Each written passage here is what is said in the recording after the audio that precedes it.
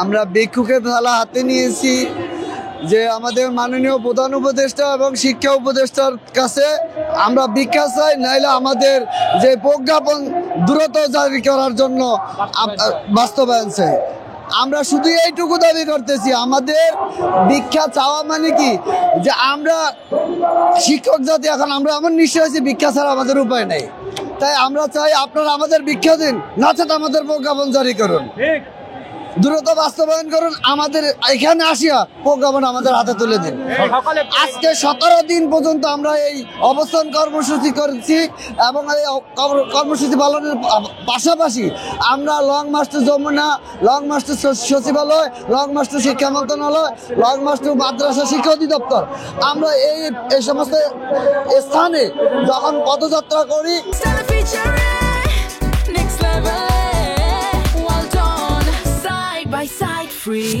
তখন আমাদেরকে প্রশাসন গতি বাধা দিলে তখন তারা বারবার আমাদের নেতা কর্মীদেরকে খালি মিটিংয়ে কোনো ফলাফল আমরা দেখতেছি না। তা আমরা দূরে চাই অনতিবিলম্বে আগামী 24 ঘন্টার মধ্যে আমাদের প্রজ্ঞাপন আমাদের হাতে পৌঁছে দেওয়ার জন্য বিশেষভাবে অনুরোধ করছি। নাহলে আমাদের ভিক্ষা দেন, আমরা ভিক্ষা আপনাদের কাছে ভিক্ষা নেওয়ার জন্য আসবো। আপনাদের বেতন কাঠামো খুবই কম, তাহলে চলে আমাদের তো টোটালি বেতন নাই, আমাদের পরিবারের ভরণ পোষণ করার মতো এখন আমাদের কোনো সক্ষমতা নেই। তাই আমরা এখন ভিক্ষার তালা হাতে নিয়েছি। আমরা ভিক্ষা করব, প্রশাসন এবং শিক্ষা উপদেষ্টা প্রধান উপদেষ্টা আমাদেরকে ভিক্ষা দেবে। আমরা আমাদের পরিজনকে এখন জীবিকা নির্বাহ করবার জন্য তাদের কাছ থেকে আমরা ভিক্ষা ছাড়া আমাদের আর কোনো গতি নাই।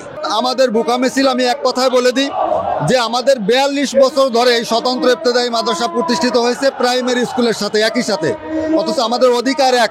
কিন্তু 42 বছরের ভিতরে এই পর্যন্ত 65,000 প্রাইমারি স্কুল সরকারি করা হয়েছে, কিন্তু আমাদের একটাও করা হয় নাই।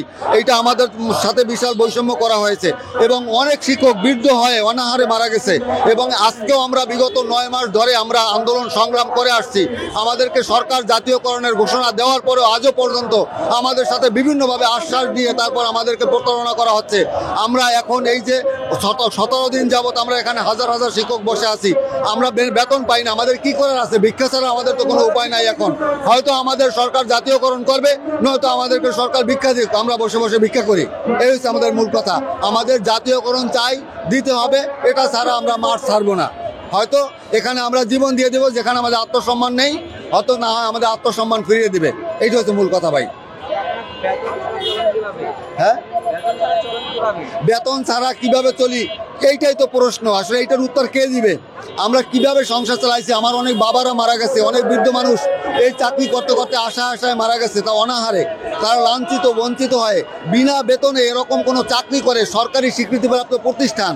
আমরা পরীক্ষা দেওয়াই, বৃত্তি দেওয়াই, ফাইনাল পরীক্ষা দেওয়াই, আমাদের রেজাল্ট আছে, ছাত্র আছে, প্রতিষ্ঠান আছে, প্রতি বছর সব সময় আমাদের কাছ থেকে সকল প্রকারের তথ্য প্রদান করা হয়, কিন্তু আমাদেরকে বেতন দেওয়া হয় না।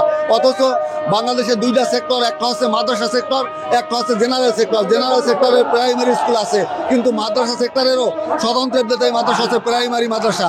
সেই প্রাইমারি মাদ্রাসা এবং প্রাইমারি স্কুল একই সাথে স্বীকৃতি দেওয়ার পরেও আজও পর্যন্ত কোনো স্বতন্ত্র ইবতেদায়ী মাদ্রাসা সরকার করেনি।